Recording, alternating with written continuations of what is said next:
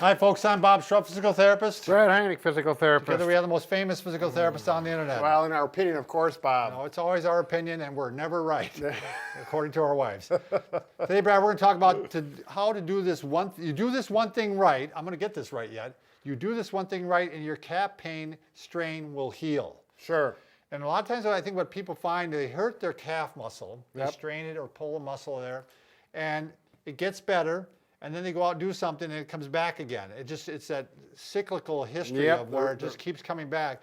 So you need to do this one thing to help it heal strong so that it won't come back again. Sure. And generally this does work very well. So what one thing, Bob? We'll get to it. Okay. By the way, if you're new to our channel, please take a second to subscribe to us. We provide videos on how to stay healthy, fit, pain-free, and we upload every day.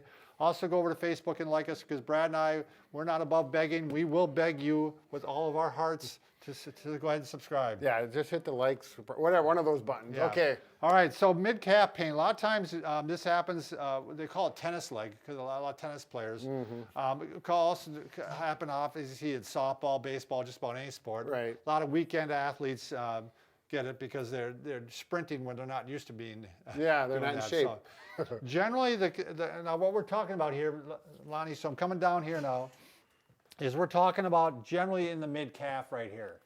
Now, if it's down here, it may be more of a tendonitis, and that's a different issue.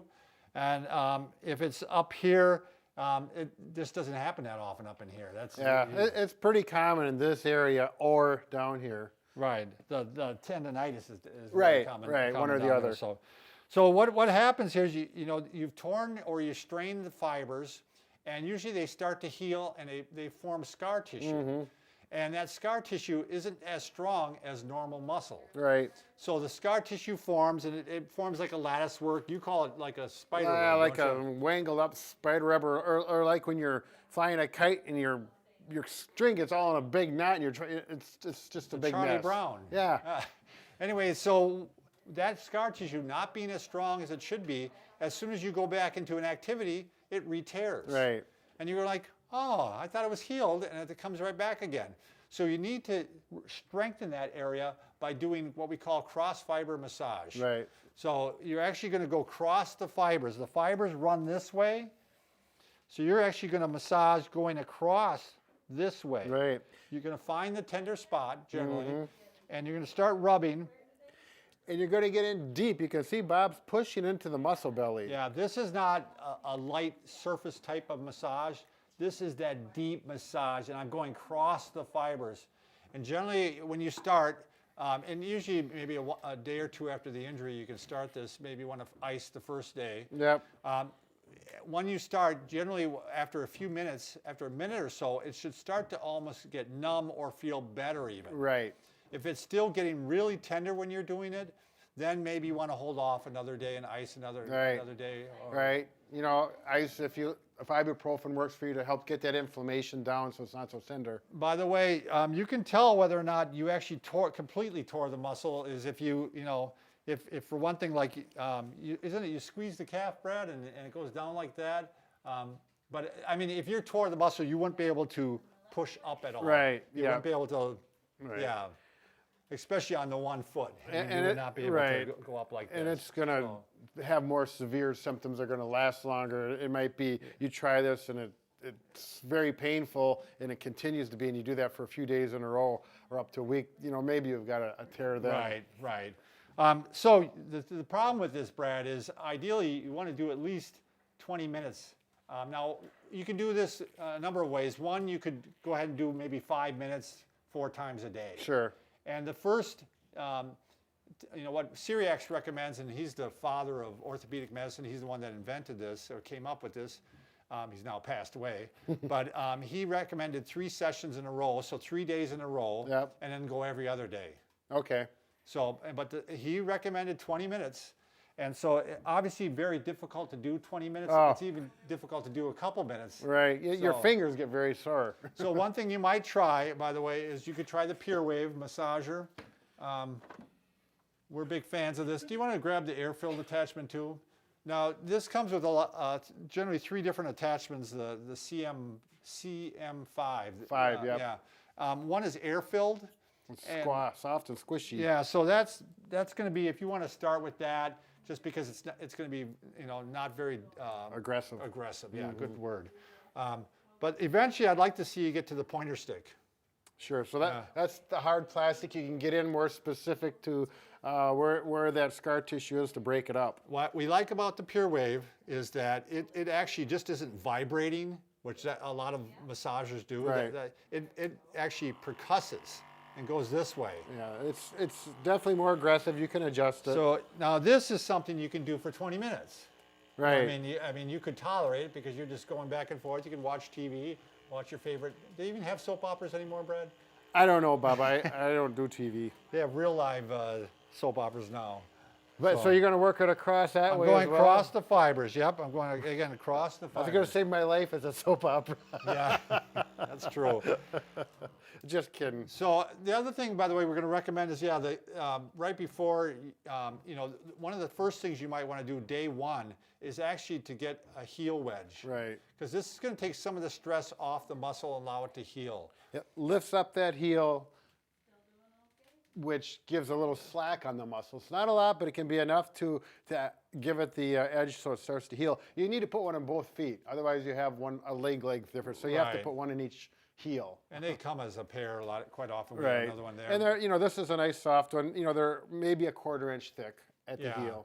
You could try recommend sometimes just cutting out a piece of carpet, or if you have a foam laying around, you could kind of dense foam, you could try it yourself. Yep. So If you're handy dandy and have some material. So after this starts to feel better, the pain's gone away, you want to do some strengthening and stretching too. You want to show a stretch with a towel, Brad? Sure. Well, I've got actually You got a couple ways to do it? Yeah, but if you got a towel or a sheet, which we got a sheet rolled up, whatever it takes, and you can start to stretch it gently here. And I'm stretch. And you could stretch it both with the knee straight and the knee bent. Right. If you happen to have a stretch out strap or you want something, these are really nice. Especially if you don't have good grip in your hands, if you have a hand problem or arthritic or something of that nature, it just makes it so much easier where you can just stretch. So here I got my knee straight. We're going to get the gastroc muscle. If we keep it bent, get the gastroc soleus, yeah. So we're getting both now. Yeah. And you can do the pressure on, gentle pressure off. If you're stretching so hard it creates sharp pain, that's too much, and it's probably not ready for it yet. So it should just feel like a nice, comfortable stretch.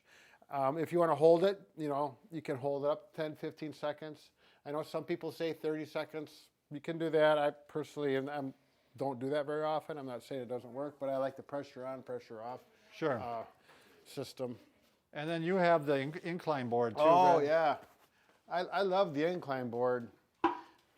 This is about a 25-degree incline board. I gotta get We my actually did a balance video on how to build one of these if you're really handy. Yeah, they're simple to build if you got a saw and you do that kind of thing. Otherwise, you can go on our site below. We have a real nice one. Recommended there? Yep, on our favorite tools for therapy. But boy, this is just a wonderful way. The heel stays flat to the floor and you stretch and relax. You can do it with your knee straight, gastroc, soleus, knee bent, and put all your weight on there once it starts feeling good and ready for it. And Should you feel certainly, good. can I grab that pole once, Brad? You Yes. certainly can go to your staircase and do it too. Yep, right. You can just go ahead, go to the stairs, hold on to the railing, and I actually do both in the morning. I stretch it on the stairs and I stretch it with that. Oh, you do? Yeah, it just gives me a little bit. Yeah, so here he's got the same stretch going on. It's probably not as comfortable, I suppose. I mean, that's No, why it's not. Yeah. It's not as comfortable. But it still works. So then the other thing, eventually you're going to start some strengthening, and that's where the stairs come in good. Let's pretend it's this leg that we're trying to strengthen. We usually like to start with eccentric strengthening. So you're going to start with the foot up like this, and then I'm going to go ahead and lower the foot down. And then I'm going to pick it up with the right opposite leg. With the good one. Yep, and then I'm going to lower it down. Look at those calf muscles ripple, Bob. You've been practicing. And then lower it down. I don't have much for calf muscles. I know you do. Oh, no. Yours are growing. This is good. I'm a calf knot. A calf Calf knot. knot. You're a calf. So lower it down. We're going to show this. So, Yeah, and so that works on the strength. Eventually, you can get to the point, Brad, where you know you can do concentric too, where you actually lift up and down. Up. Yep. And then eventually, you can even throw in a weight. Can you take this, Brad? Oh yeah, we'll take her. And you can throw in a weight, and you can start working on one-legged ones, and just doing like this. Yeah. This works well on a stairway, especially if you have a banister Yeah, to hold on to. Mm-hmm. Yep. So we were going to show one other interesting thing today. This is probably more preventative. If you've read Tom Brady's book, the TB12, right? Yeah, TB12 method. Yeah, am I saying it right?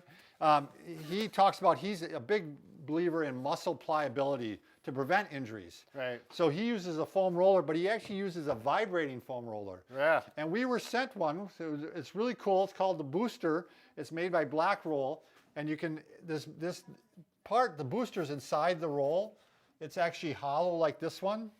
Sure. And you can take it out and you can put it in any foam, one of their foam rollers. Okay, that's nice. So they have all these different funky colors, and this one has more ridges on it. Yep.